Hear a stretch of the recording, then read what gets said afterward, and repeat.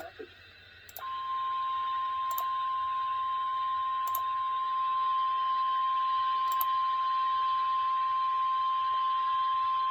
The National Weather Service in Boston has issued a snow squall warning for Windham County in northern Connecticut, Tolland County in northern Connecticut, until 5 p.m. Eastern Standard Time.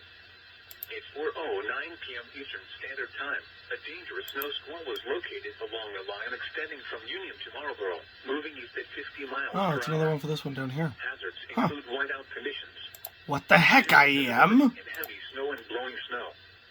Wind gusts up to 30 miles per hour. Dangerous, life-threatening travel. Interstates 84 and 395 in Connecticut.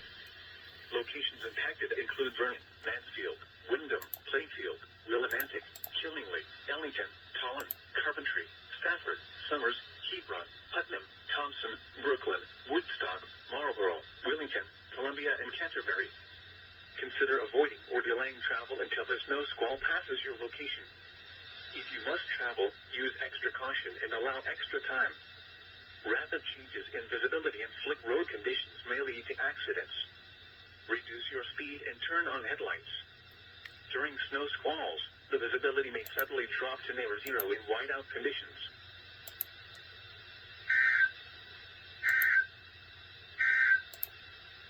The National Weather Service in Gray, Maine has issued a snow squall warning for